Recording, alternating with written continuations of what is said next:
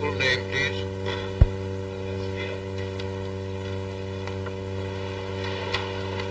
Will you repeat this oath after me? I swear by God, the Almighty and Omniscient, that I will speak the pure truth and will withhold and add nothing.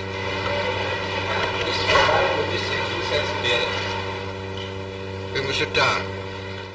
Albert Speer was born in Mannheim into an upper-middle-class family. He was the second of 3 sons of Albert and Louise Speer. Speer followed in the footsteps of his grandfather and of his father and studied architecture. He was an impressive student and began his architectural studies at the University of Karlsruhe.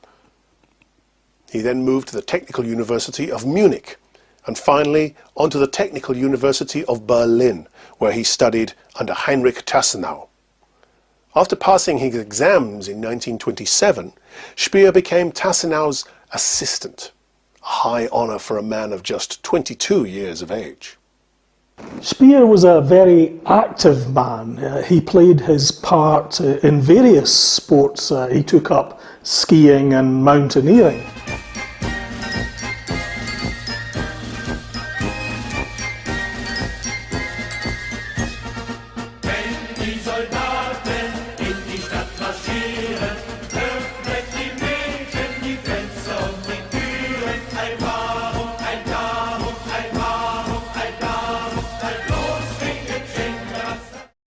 But his Heidelberg school preferred rugby football to soccer, which was unusual in Germany, and Speer was a keen participant.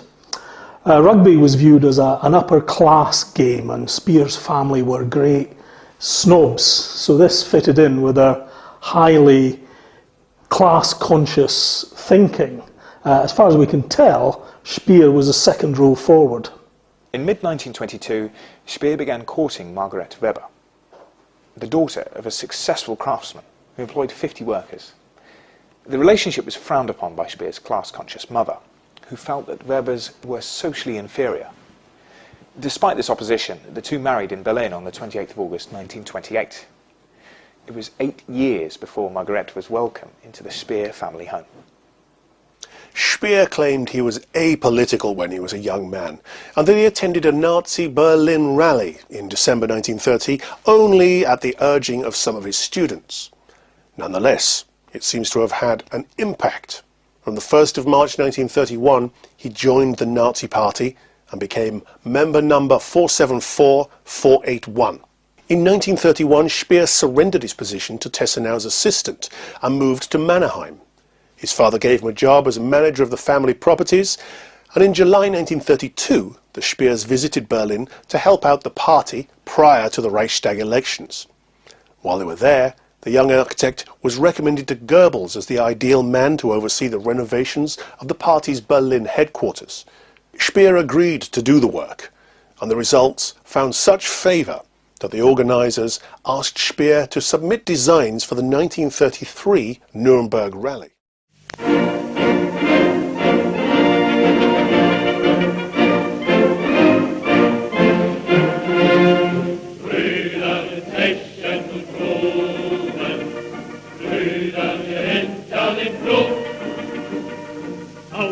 Fabriken und Stuben folgt unseres Banners Zug. Aus den Fabriken und Stuben folgt unseres Banners Zug. Dörsen, Gauder und Schieber ächten das Vaterland. Wir wollen ehrlich verdienen, fleißig mit schaffender Hand. Wir wollen ehrlich verdienen, fleißig mit schaffender Hand. Hitler ist unser Führer, ihn lohnt nicht Gold ersoll. Der von den jüdischen Thronen vor seine Füße rollt. Der von den jüdischen Thronen vor seine Füße rollt. Einst kommt der Tag der Rache, einmal werden wir frei. Schaffen des Deutschland erwache. Speer's work on the party rally brought him into contact with Hitler for the first time. And Hitler appreciated the spectacle Speer had created and won Speer his first national post as Nazi Party Commissioner for the Artistic and Technical Presentation of Party Rallies and Demonstrations. Hitler was fascinated by architecture, and Speer's next major assignment was as liaison to the Berlin building trades for Paul Trust's renovation of the Reich Chancellery. As Chancellor, Hitler had a residence in the building and came by every day to be briefed by Speer and the building supervisors on the progress of the renovations. After one of these briefings, Hitler invited Speer to lunch, to the architect's great excitement. Hitler showed considerable interest in Speer during the luncheon and later told Speer that he had been looking for a young architect capable of carrying out his architectural dreams for the new Germany. Speer quickly became part of Hitler's inner circle. He was expected to call on Hitler in the morning for a walk or a chat, to provide consultation on architectural matters and to discuss Hitler's ideas. Most days he was invited to dinner.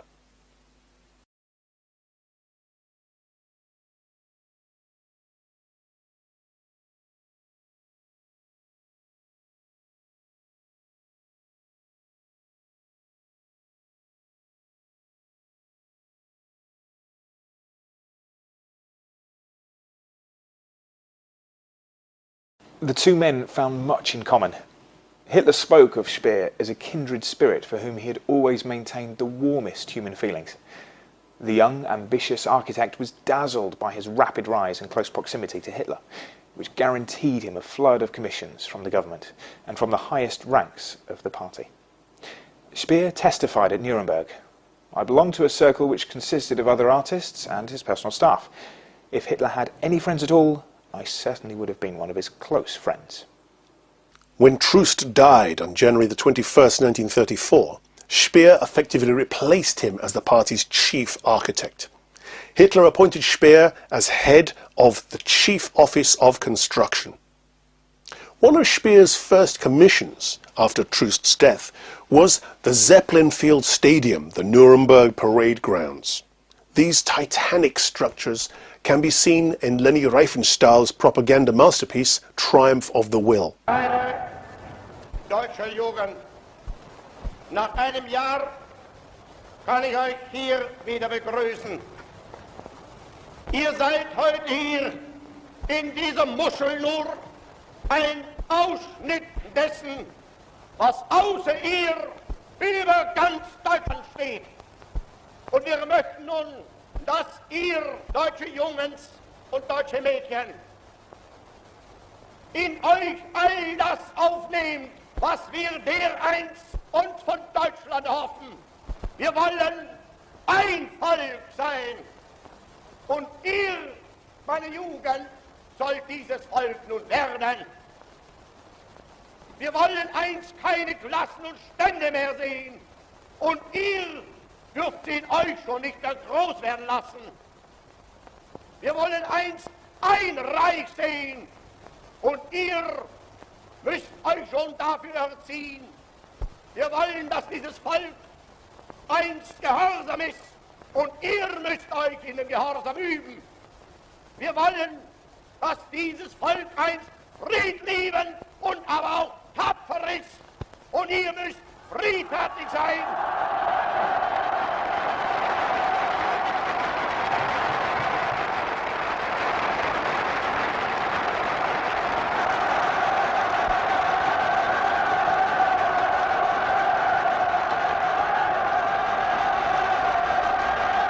This huge area was able to hold 340,000 people. The tribune was influenced by the Pergamon altar at Anatolia, but was magnified to an enormous scale. SA und SS-Männer.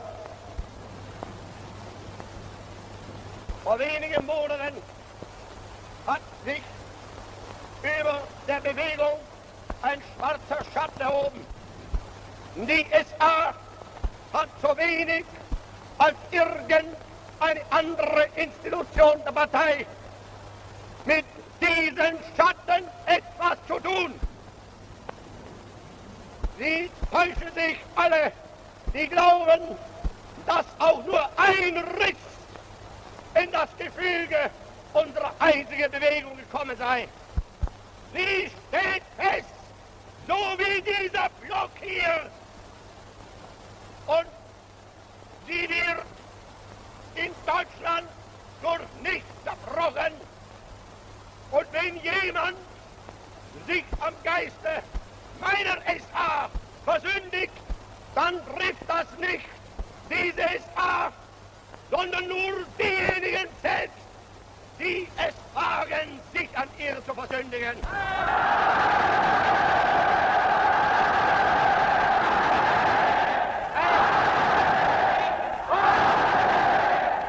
Und nur ein Wahnsinniger oder ein bewusster Lügner kann denken, dass ich oder irgendjemand jemals die Absicht hätten, das aufzulösen, was wir selbst in langen Jahren aufgebaut haben. Nein, meine Kameraden, wir stehen fest zusammen für unser Deutschland und wir müssen fest zusammenstehen für dieses Deutschland. Ich übergebe euch dann die neuen Feldzeichen in der Überzeugung, dass ich sie in die treuesten Hände gebe, die es in Deutschland gibt. Denn in den Zeiten hinter uns, da habt ihr mir eure Treue tausendfältig bewiesen. Und in der Zeit vor uns kann es nicht anders sein und es wird auch nicht anders sein.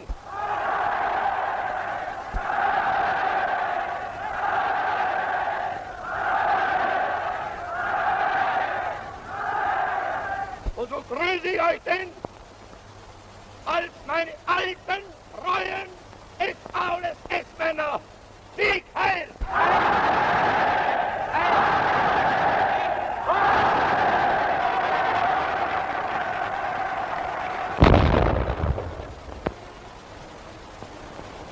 Speer insisted that as many events as possible be held at night, both to give greater prominence to his lighting effects and to hide the individual Nazis, many of whom were overweight.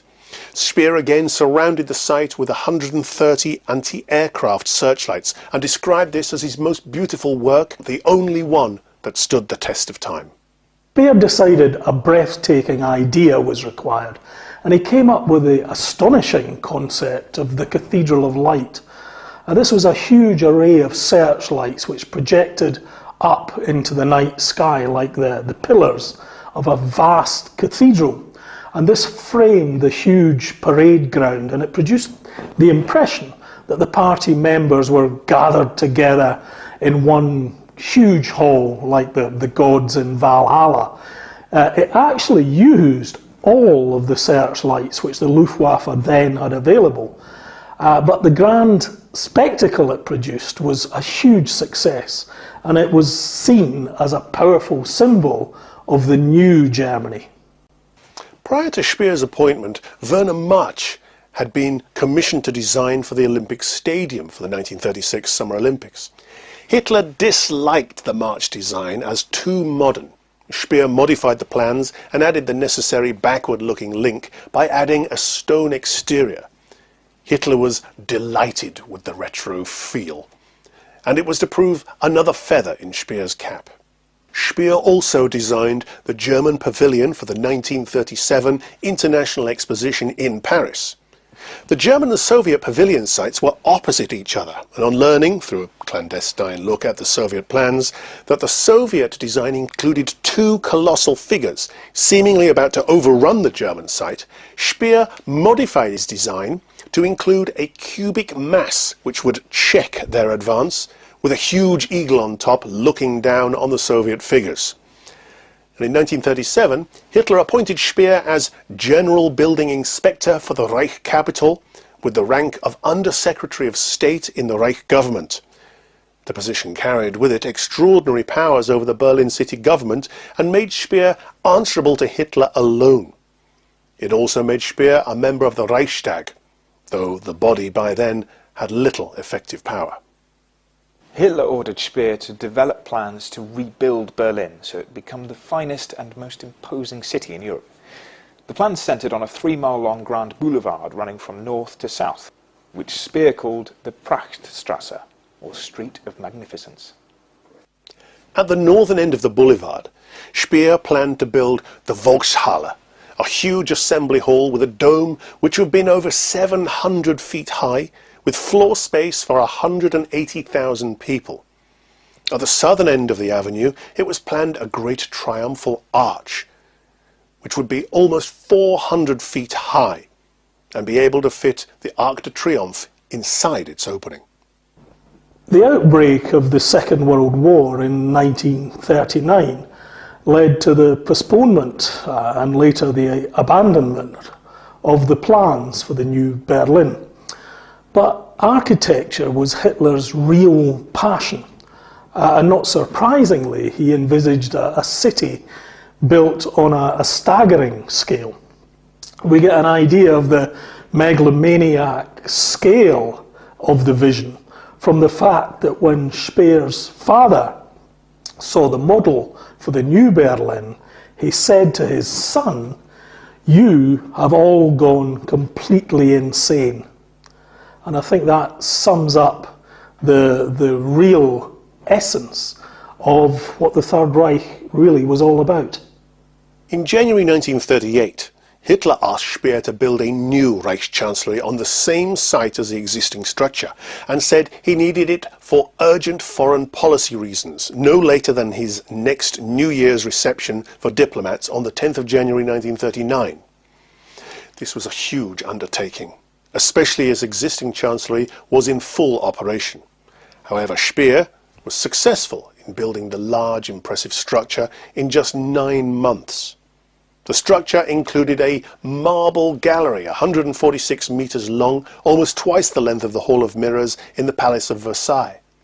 Speer employed thousands of workers in 2 shifts. Hitler, who had remained away from the project, was overwhelmed when Speer presented it, fully furnished, 2 days earlier.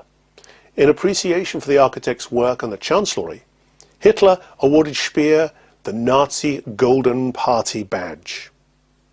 Despite all his success, Speer was under significant psychological pressure during this period of his life, which would lead to panic attacks. Soon after Hitler had given him the first large architectural commissions, Speer began to suffer from anxiety in long tunnels, in airplanes or in small rooms.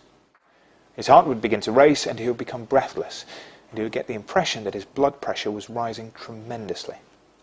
Speer supported the German invasion of Poland and subsequent war, even though he recognized that it would lead to the postponement, at the least, of his architectural dreams. In his later years, Speer explained how he felt in 1939. He stated that he was perfectly aware that Hitler sought world domination. And that was fine by Speer, as the whole point of his buildings was to celebrate an expanded German empire. Speer acknowledged that his proposed buildings would have looked incongruous if Hitler had simply sat still in Germany as an ordinary politician. All he wanted was that for this great man to dominate the globe so that his buildings were actually seen to celebrate and reflect an all-conquering regime. Speer placed his department at the disposal of the Wehrmacht, and among Speer's innovations were quick reaction squads to construct roads or clear away debris. Of course, before long, these units would be used to clear bomb sites. Now, as the war progressed, initially there were great German successes to celebrate, and Hitler insisted that Speer should join him on his historic visit to Paris.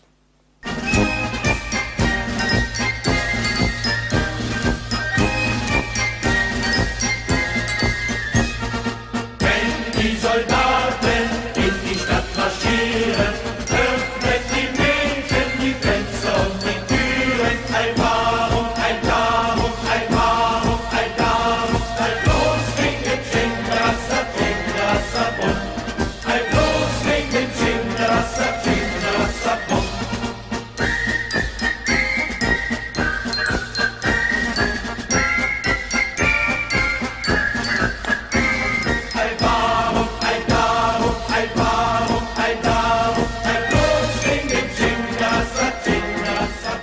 When Germany invaded the Soviet Union in 1941, Speer came to doubt, despite Hitler's reassurances that his projects for Berlin would ever be completed.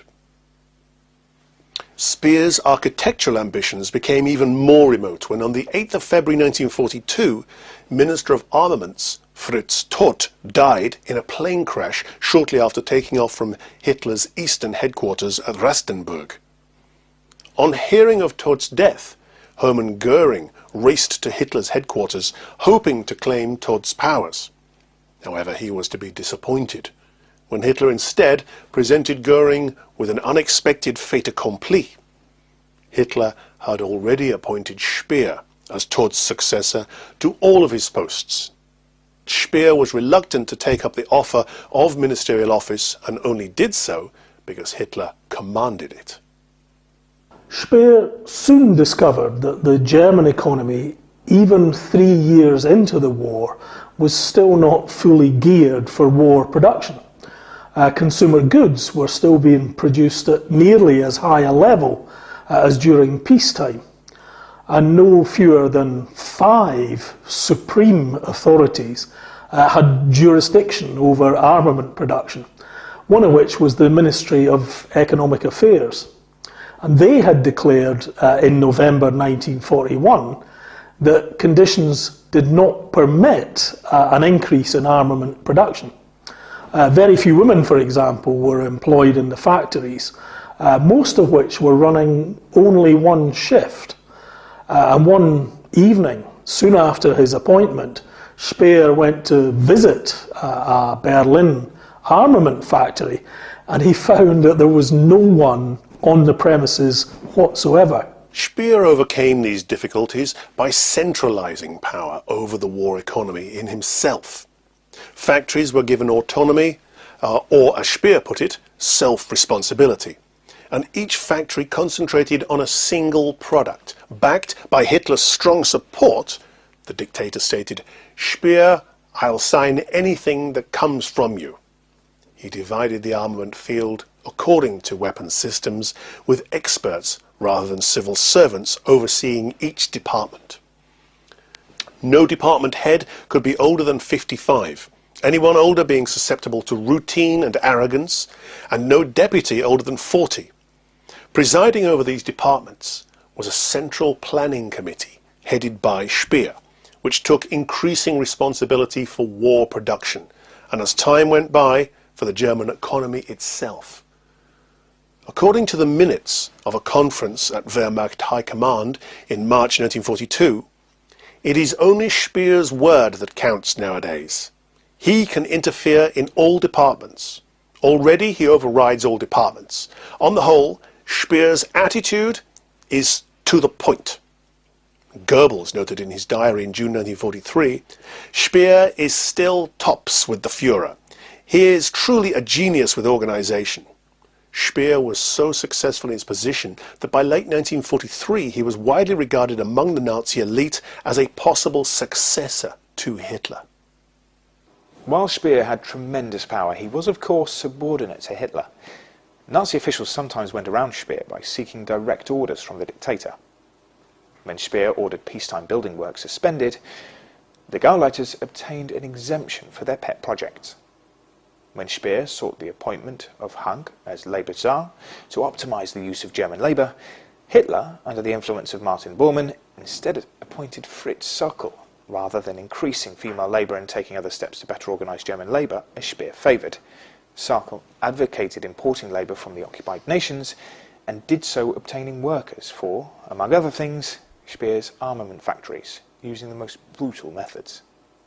On December the 10th, 1943, Speer visited the underground Mittelwerk V2 rocket factory that used concentration camp labour. Speer later claimed to have been shocked by the conditions there. 6% of the workforce had actually died that month alone from overwork, disease and malnourishment. Understandably, because of the terrible fate that befell the Jewish people during the Second World War, we often overlook the fact that terrible things happened to civilian populations in France, Belgium, Holland and Denmark who were literally kidnapped and forced into slave labour. Speer had an easy ride to a large extent from posterity. However, he was well aware where so much of his labour came from. They weren't just the Jews, there were thousands upon thousands of ordinary men and women from all over Europe who were forced into slavery, and the conditions they laboured under were the most terrible conditions imaginable. The V2 rockets, for example, were produced underground by people who were slowly starving to death, and Speer was ultimately responsible for the use of that labour. By 1943, the Allies had gained air superiority over Germany, and bombings of German cities and industries had become commonplace. However, the Allies in their strategic bombing campaign did not concentrate on industry. Speer, with his improvisational skills, was able to overcome any losses gained from bombing.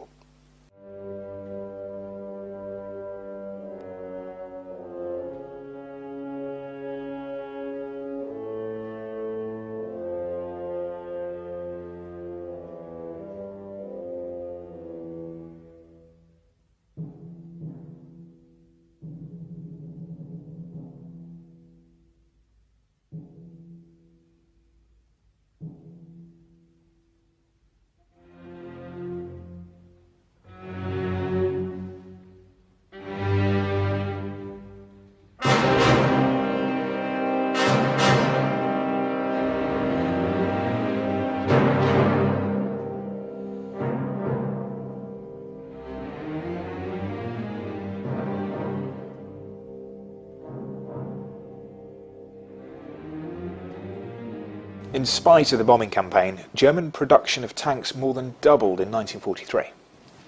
Production of planes increased by 80%, and production time for one of the Kriegsmarine's submarines was reduced from 1 year to 2 months.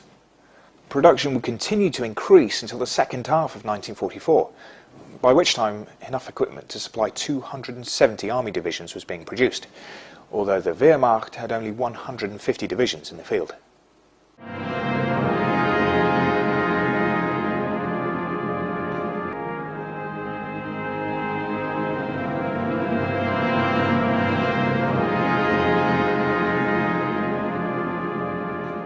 In January 1944, Speer fell ill with complications from an inflamed knee and was away from his office for 3 months. During his absence, his political rivals, mainly Goering and Martin Bormann, attempted to have some of his powers permanently transferred to them. According to Speer, SS Chief Heinrich Himmler tried to have him physically isolated by having Himmler's personal physician, Karl Gebhardt, treat him, though his care did not improve his health. Speer's wife and friends managed to have his case transferred to his friend Karl Brandt, and he slowly recovered. Nonetheless, in April 1944, Speer's rivals for power succeeded in having him deprived of responsibility for construction, and Speer promptly sent Hitler a bitter letter, concluding with an offer of his resignation. Judging Speer indispensable to the war effort, Field Marshal Erhard Milch persuaded Hitler to try to get his minister to reconsider.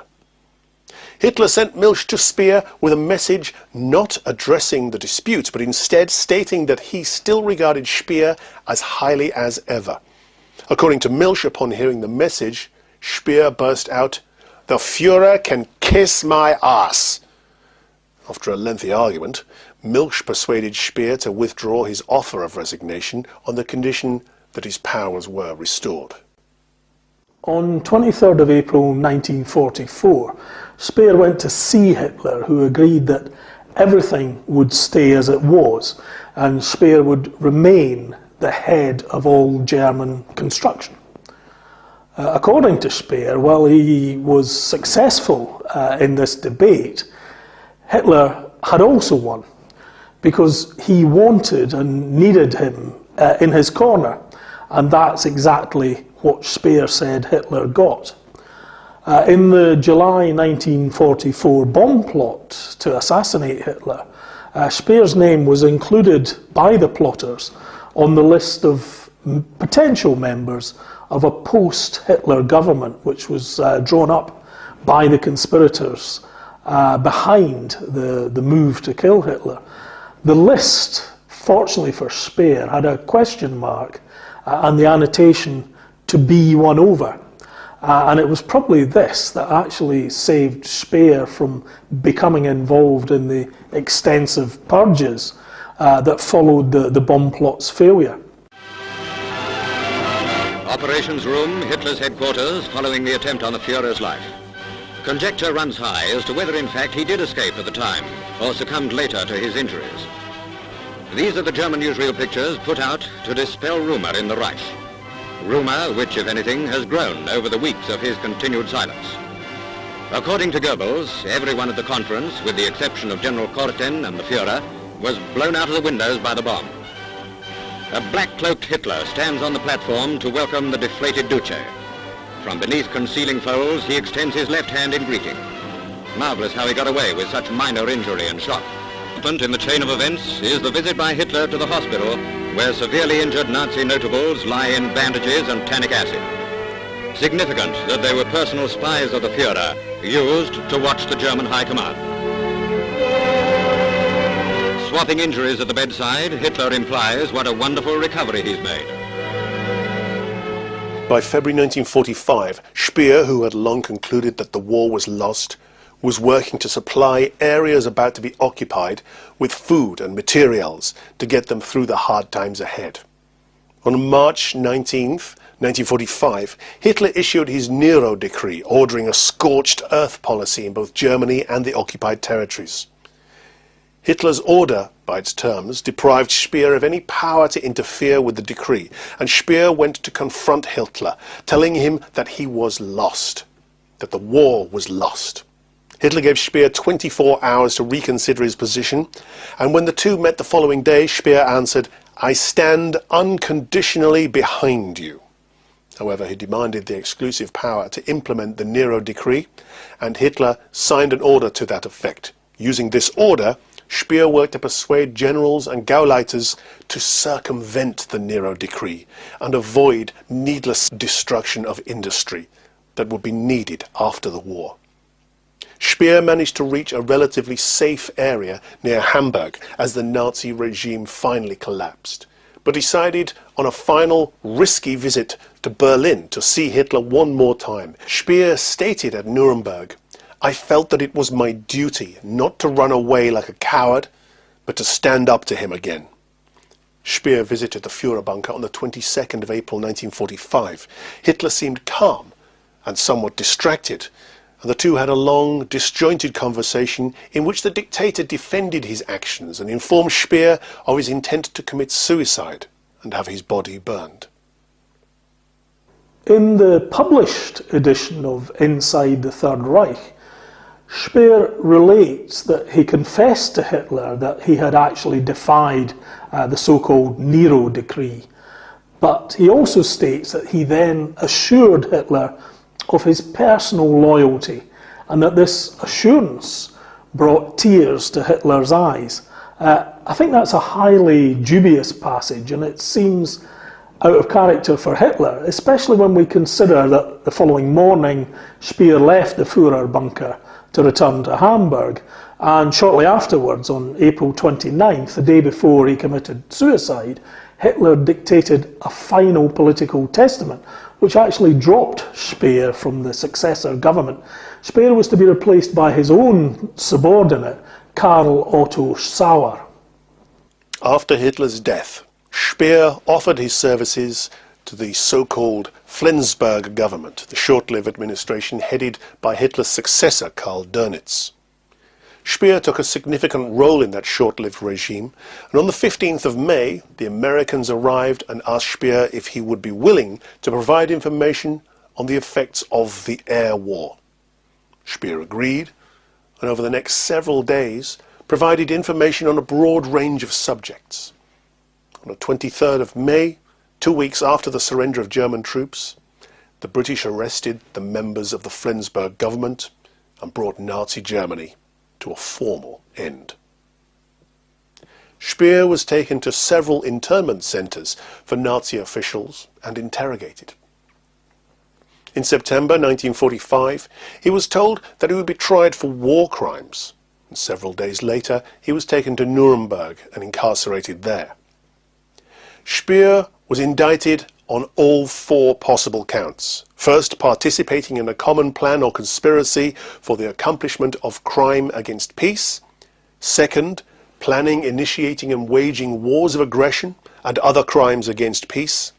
Third, war crimes. And lastly, crimes against humanity.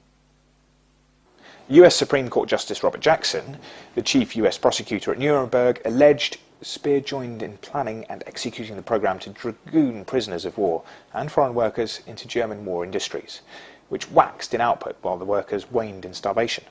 Speer's attorney, Dr. Hans Fleischner, presented Speer as an artist thrust into political life, who had always remained a non-ideologue, and who had been promised by Hitler that he could return to architecture after the war.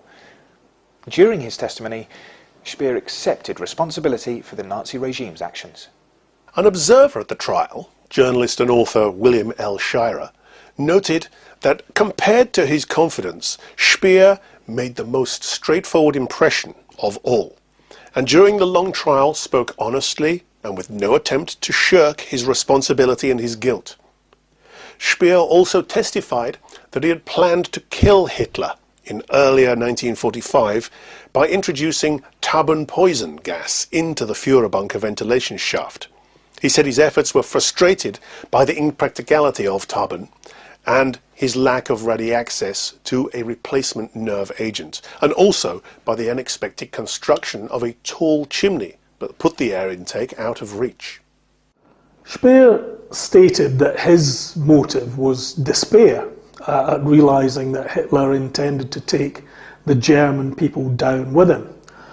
Speer's supposed assassination plan subsequently has obviously met with some scepticism, particularly Speer's architectural rival, Hermann Giesler, who sneered that here we have the second most powerful man in the state, and he didn't even have a ladder. Herr Präsident, meine Herren Richter.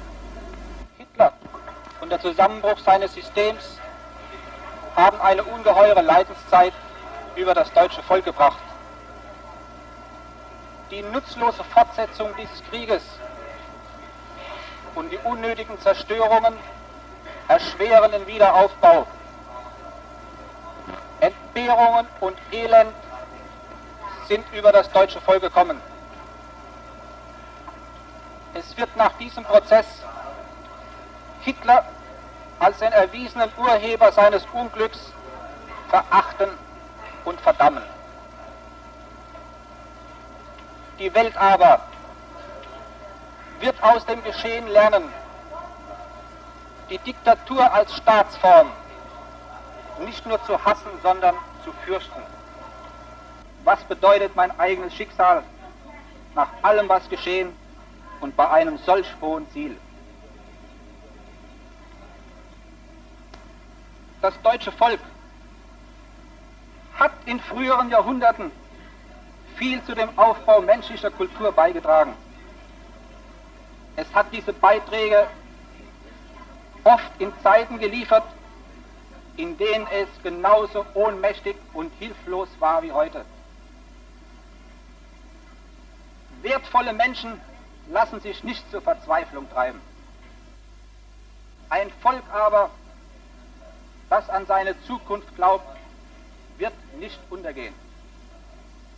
Gott schütze Deutschland und die abendländische Kultur. On the 1st of October 1946, Speer was sentenced to 20 years imprisonment. While 3 of the 8 judges, 2 Soviet and 1 American, initially advocated the death penalty for Speer, the other judges did not. And a compromise sentence was reached. After 2 days' discussion and some rather bitter horse trading, the court's judgment stated as follows. In the closing stages of the war, Speer was one of the few men who had the courage to tell Hitler that the war was lost, and to take steps to prevent the senseless destruction of production facilities both in occupied territories and in Germany. He carried out his opposition to Hitler's scorched earth program by deliberately sabotaging it at considerable personal risk. 12 of the defendants were sentenced to death and 3 acquitted. Only 7 of the defendants were sentenced to imprisonment, and they remained in the cells at Nuremberg as the Allies debated where and under what conditions they should be incarcerated. On July the 18th, 1947, Speer and his 6 fellow prisoners, all former high officials of the Nazi regime, were flown from Nuremberg to Berlin under heavy guard.